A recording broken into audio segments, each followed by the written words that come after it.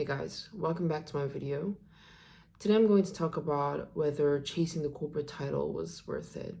I think in our early 20s, especially during and after uni, we all chase for that. It's sort of like a rat race, but we really chase for that cool LinkedIn title, right?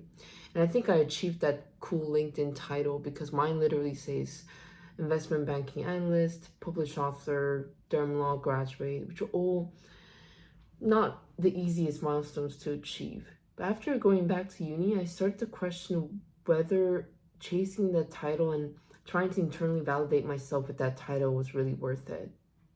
Now, I'm not trying to say here that like how I hate my job, I'm gonna quit my job, whatever boohoo story that is, because I don't. But it's something that we should probably think about before recklessly going after that fancy corporate title.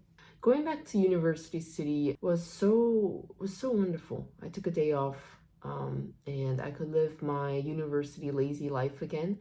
I cooked in peace without hurrying. I could enjoy my coffee and tea on top of that at the conservatory with my friend, and I was walking around the race course at like 10:34 a.m., which is like such a random time where I would have probably been working at the time.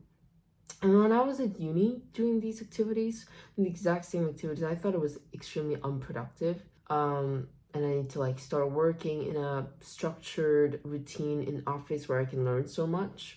Until I realized that this was the lazy life that I enjoyed in uni was like the true luxury, right? It's like how I felt after having to wake up at 7:30 a.m. every day, working at the same place until like way after 5 p.m. because of the inner nature of my industry. This kind of peace was reminding me what I was missing out and took for granted at the time.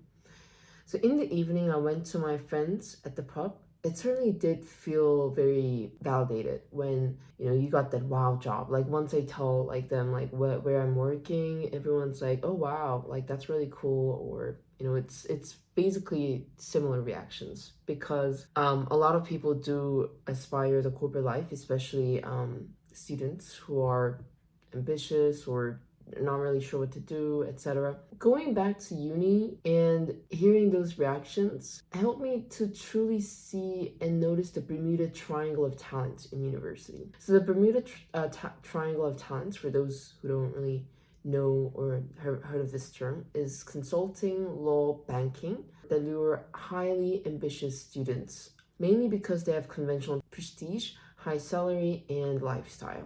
And this lifestyle is even like romanticized a lot in social media, like Wall Street Oasis, or we've all seen like, the HBO Max industry or Suits. Apart from social media, these three sectors also hold the biggest job fair at uni, where people were slightly similar to them age-wise, but better, and entirely different like social tax brackets, wearing cool suits, and look like as if they know what they're doing, despite being in the similar age bracket as the university students.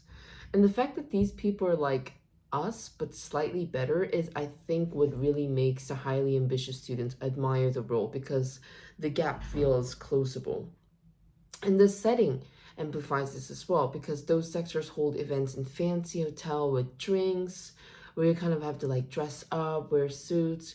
And when we're in that rat race, those people or our peers who got that offer really become the object of like admiration because they look like they escaped the rat race early. What I'm trying to say here is that I could gain clarity in this Bermuda Triangle where admiration becomes a source of anxiety to a lot of students.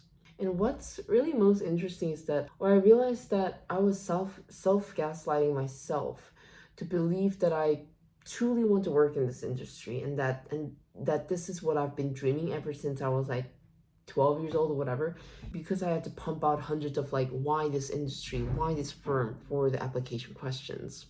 And am I blaming those students or myself? Absolutely not.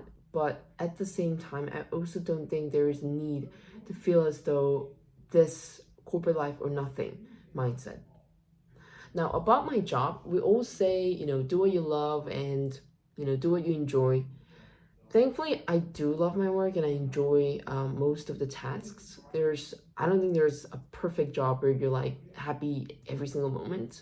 But at the same time, like there's so much learning opportunities for me in this work. I can even thankfully like apply my university degree here as well. But 9 to 5 itself is still an extremely significant transition from the university's spontaneous lifestyle where I could, easily go over to friend's house whenever I wanted, get a bobo with them at 3 p.m. and wake up at like the next day 2 p.m. or something like that. But now I am on 20 days of free holiday and depleted of energy or free time once I get back home at like 9:30 p.m. And I was really surprised that like even to go to the post office to like pick up my book or going to the doctor's have to be pushed to like the weekend or having to take like a slight day off, etc.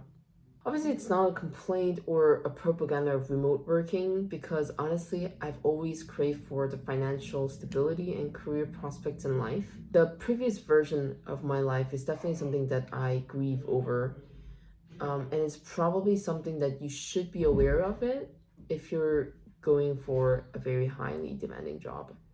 So I'm saying that as much as earning money relieves me, I realize that time is also the most important currency that we have.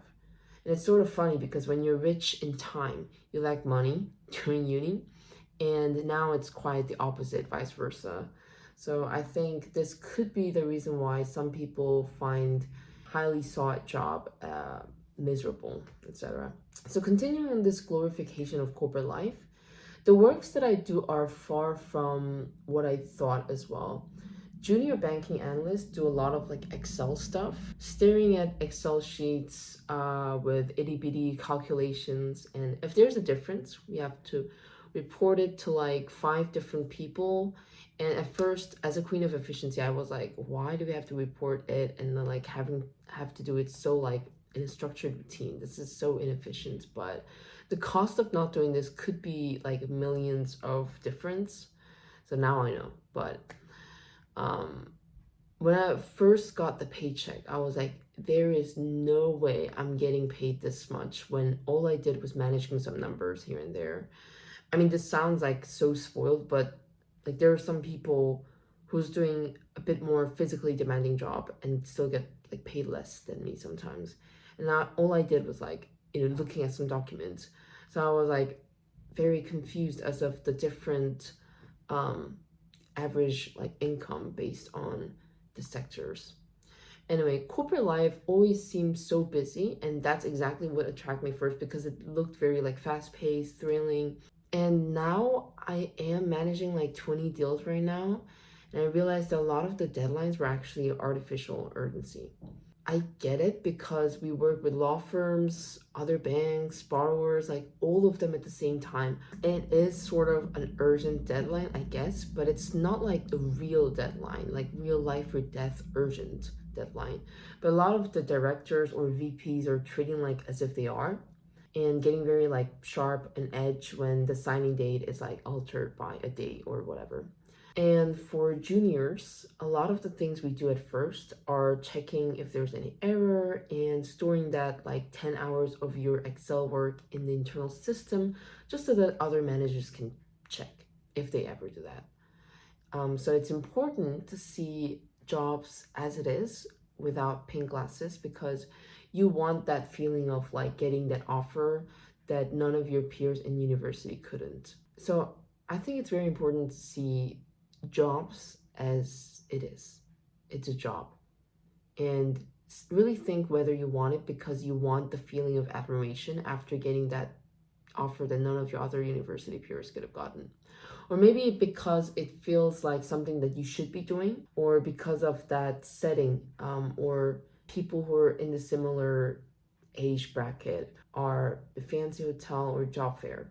So yeah, that's my video about was chasing the title worth it? And it's a question that I would like to ask all of you guys if you guys are considering to work in a highly sought title job.